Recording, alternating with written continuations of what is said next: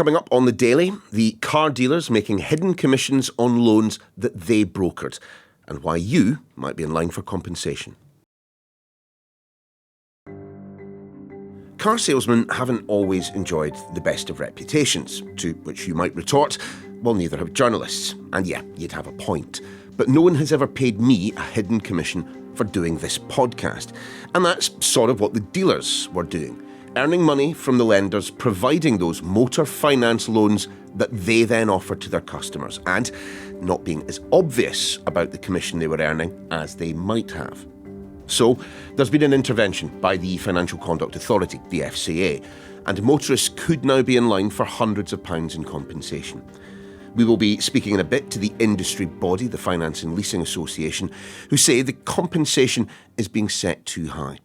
To be clear, we do think customer loss was very significantly lower than what the FCA suggested here. But let's start with our business correspondent, Gurpreet Narwan. Gurpreet, just explain exactly what's at stake here. This all relates to the way we buy cars in this country. The vast majority of cars are bought on finance. So you'll go to a car dealer and they'll find you a car, but they'll also arrange a loan for you.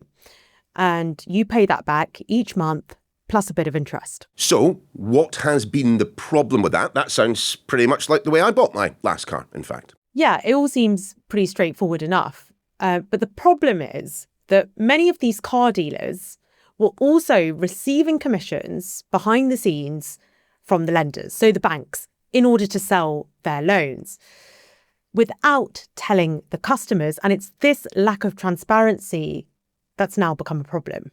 These commissions, I mean, what were they based? Was it just a flat fee for every time that they used a specific lender? It varied. It's a very complicated picture because on the one hand, you just had straightforward commissions paid to the dealer. Sometimes the dealer would tell the customer about it. Sometimes it'd be buried in the terms and conditions. Sometimes there'd be no reference to it whatsoever. But there was a more egregious form of this type of practice, which was widespread before 2021. So that's before the FCA formally banned it. And this is called discretionary commissions. Now, discretionary commissions effectively involved a lender paying the dealer a commission based on how high an interest rate they could get from the customer. So just to make sure that I've got this absolutely right in my head, so the car dealer would receive a bigger commission if more interest were charged on the loan, meaning that I would be paying more money for my car by the end of the repayment period. Yeah, so say I sold you a car and I managed to get you on a 2% interest rate instead of a 1% interest rate, well, then that would be great for me because I could then get a higher incentivized commission from the lender who's advanced you the loan. So I stand to benefit from you paying more for your car. So how much are the banks and the other lenders expected to be paying out then? Well, it varies because we actually don't know how widespread the practice was. The FCA, in the process of its redress scheme, is consulting on the whole package. And it could be anywhere in the region of £9 billion to £18 billion. Of course, one of the things that makes this difficult is that we're talking about almost 20 years back now. And actually, there's not paperwork often left over from 2007 also. Many of the car dealers, some of them might not exist anymore. Some of them may not have the paperwork. And customers as well. If you bought a car back in 2007, you probably haven't kept hold of the paperwork. So it's very difficult to put a precise figure on it.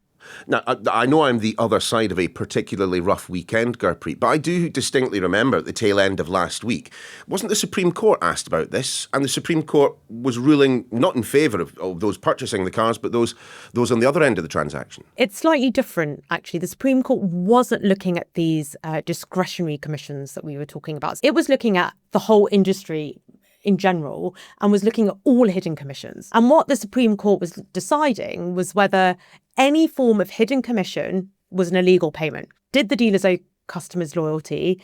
Did these hidden payments amount to bribery? And it decided that they didn't. It was more or less a win for the banks. And there was £44 billion of compensation payments that might have had to go out the door if the Supreme Court had found the other way. It was so severe that actually the government was thinking of stepping in. Let's turn our attention to that, the Financial Conduct Authority scheme that is out for, as I understand it, consultation, so not set up just yet. But as we understand it, how does that compensation scheme look? What are people likely to get? I mean, who qualifies? It specifically targets those who may have got caught up in these discretionary commissions. Now, a lot of people might not know whether they were embroiled in that or not. And the FCA is basically urging anyone who thinks they may be affected, which might be a large chunk of those who bought cars on finance before 2021, to come forward. But they're unlikely to get more than about £950 each. Obviously, things have changed with the ban on discretionary payments, but the Financial Conduct Authority says this: firms were not complying with the law or our disclosure rules. So, I mean, if you are buying a car on finance, what should the car dealer be telling you at that point? Well, I think what the courts have indicated now is that dealers selling cars to their customers on finance need to explicitly tell them if there are commissions being paid. I think that is...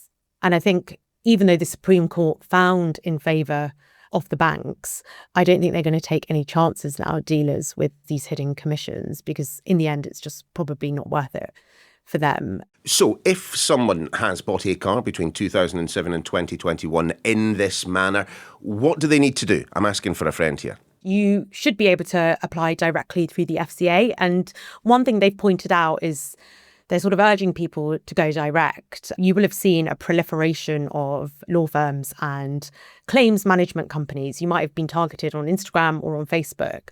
But one thing that the FCA is concerned about, and indeed the Solicitors Regulatory Authority as well, which put out a joint statement with the FCA recently, is that a lot of these companies have hidden fees, perhaps. So there might be large exit fees. If you decide that you don't want to push forward with your claim, you might have to then pay an exit fee. They also obviously take a cut from whatever you get as well. It could be as high as about 30%. Can we maybe look at this from the other end? I mean, I don't want to sound like I'm on the side of the bankers here, but people who signed these contracts, I mean, the interest rate was there in front of them in black and white, wasn't it? No one was press-ganged into agreeing to a higher rate of interest, were they? And that was the argument of the banks. You know, they say that customers could have shopped around. You could go to a bank to get a loan. No one was forcing you to take out a loan with the car financing companies. Conversely, on the other side, some would argue, well, not everyone is financially sophisticated to shop around. They've put their trust in the dealer who they believe is giving them the best deal possible. And it's just a very normal way of buying a car. And it would be fine to use that argument and say, well, they could have shopped around and all of this. But at the very minimum, they should have been informed and they should have had an honest dealing with the car dealer. Gurpreet, thank you. So what of the lenders themselves? Are they wildly aggrieved or breathing sighs of relief? Let's speak to Adrian Dally, Director of Motor Finance at the Finance and Leasing Association.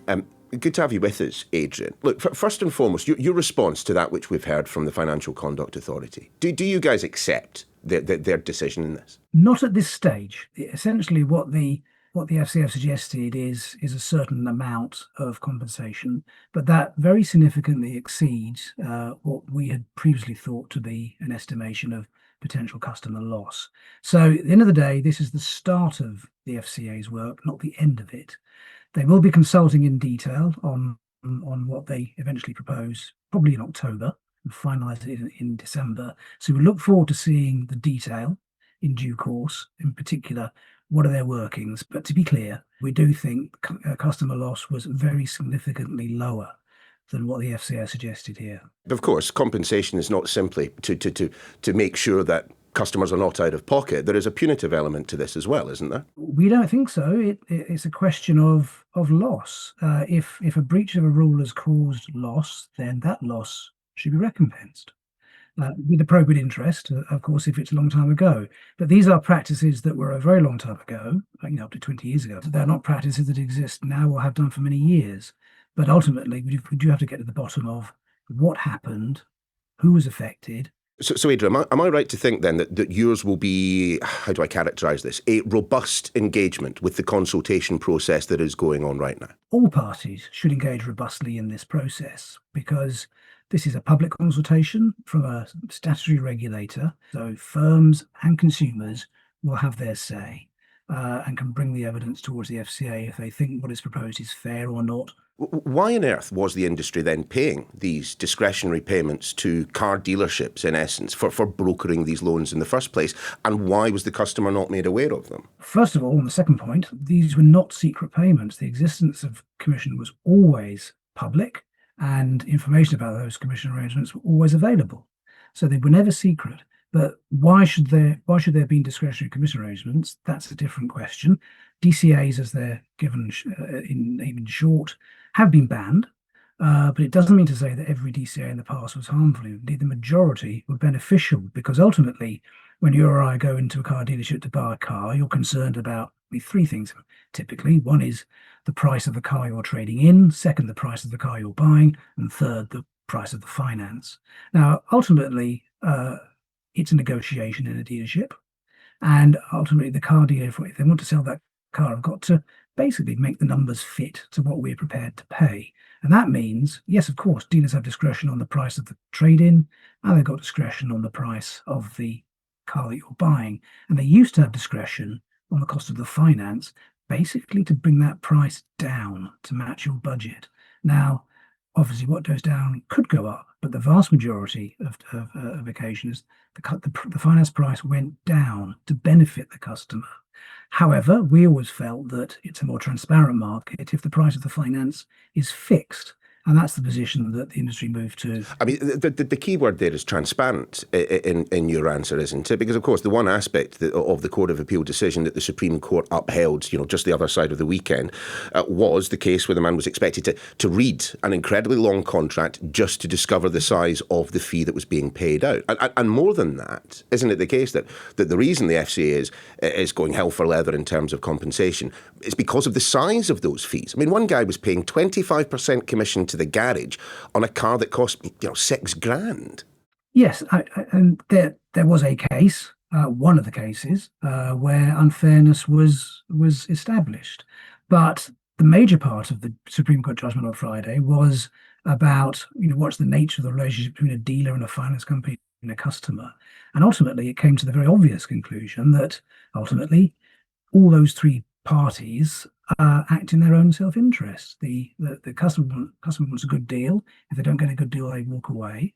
The finance company needs to offer a fair deal, and the dealership needs to make a living. But surely you're not attempting to justify a 25% of the money that a motorist paid overall going to the garage as a commission fee that he was not told about orally, was in the detail, I admit that. You can't be justifying that. No, what we're saying is, overall, the vast majority of customers historically got a very good deal from their finance that enables us all to get cars at a good price that we can afford and drive away the car. We do accept there will be some examples historically, and bear in mind in the Johnson case, that was nearly a decade ago, where customers did not get a good deal. Could we have an assurance, though, that your members, as you say, there are cases that could be going all the way back to 2007. And if I were looking for contract details from 2007, 2008, 2009, I might not have them. Can we have an assurance that your members are not currently, disappearing things, that are moving data away, that this data will be preserved until this compensation scheme is up and running? Well, all of us, whether we're consumers, businesses, public bodies, we cannot keep information that's personal for longer than is necessary. And that applies to firms as well. So the further back you go, the less likely is that us as consumers or firms have that information. It's very difficult to ensure a fair process for both parties, for consumers and for businesses, if you go that far back, because one or other of the parties isn't going to have the information, or at least full information in order to judge the case. Your organisation's members are now expected to make it clear in the T's and C's just how much commission they're charging people buying cars. But why was the industry just not doing that in the first place? And the amount of commission was always available on request. The rules set by the regulator required the dealership to disclose the amount of commission if we asked, as I always did when buying a car on finance. And that right has always been there. And ultimately, the industry has always complied with the rules on commission disclosure. If the robust engagement, which I am certainly taking from this interview that you will be providing to this process, if that does not result in the Financial Conduct Authority, changing course or reducing the numbers, I mean, how damaging could it be to your members? Well, it's always damaging if you have a redress scheme that overcompensates, provides a windfall that's not deserved. Ultimately, this scheme needs to be right. We accept there were some customer losses historically. We need to accurately identify who those were and how much was lost and recompense it very simply. Because bear in mind here, one of the benefits here of the process the FCA announced yesterday is a very simple process. FCA will be consulting on and finalising the scheme between now and the end of the year, and then the scheme goes live for consumers in 2026, and it will be very simple to engage with. So consumers don't need to do anything now. They don't need to use a claims firm. They don't need to make a complaint. The FCA will decide how this works, and it will be very simple to engage with when it opens, probably in early 2026. Thanks, Adrian. And that is your lot for this edition of The Daily. We're back again tomorrow.